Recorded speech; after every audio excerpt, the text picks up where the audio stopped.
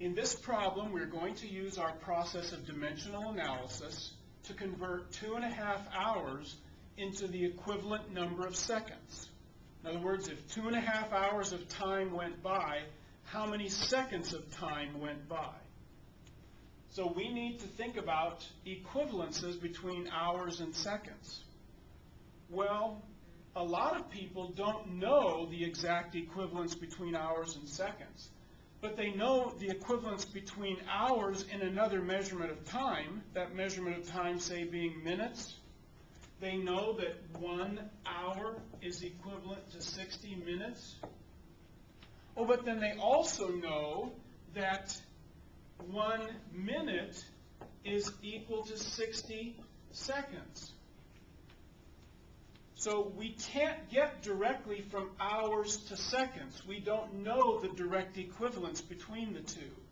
But we can get from hours to minutes and then minutes to seconds.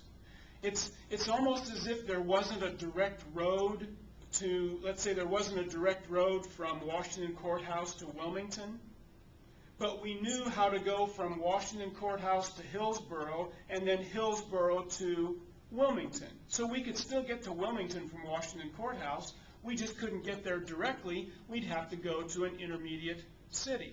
So this is kind of our intermediate city. This is like Washington Courthouse to Hillsborough, Hillsborough to Wilmington.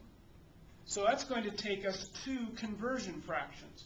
1 conversion fraction to get from hours to minutes.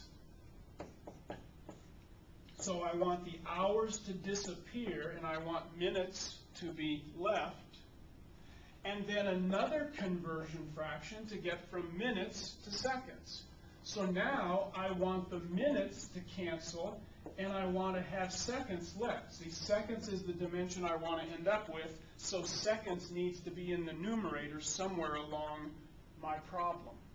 And now I put in the numbers. 1 is with hour when 60 is with minutes, and 1 is with minute when 60 is with seconds. So now the hours cancel, the minutes cancel, and we have seconds left, which is the unit of measurement that we wanted. So now the problem becomes 2.5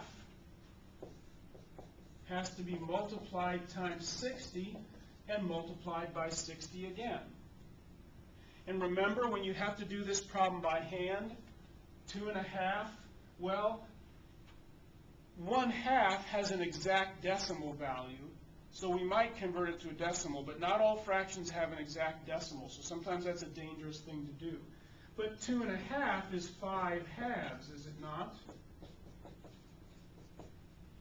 Changing that to an improper fraction, mixed number to improper fraction.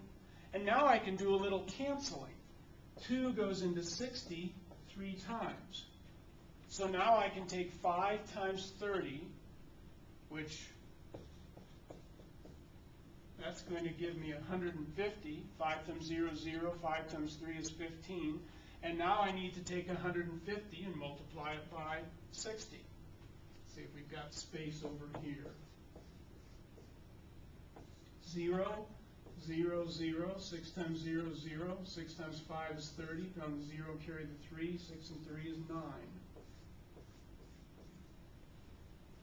And we end up with 9,000.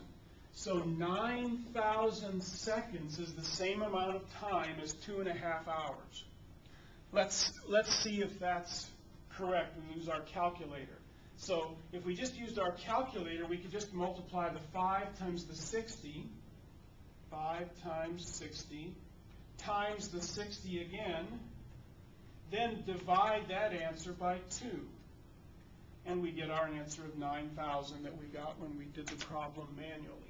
So again, it's good to practice them both, because some of the problems you're going to have to do by hand, others you'll be able to use your calculator. So it's good to practice both. So here we converted, using our dimensional analysis, we converted 2.5 hours into the equivalent amount of seconds, which in this case was 9,000.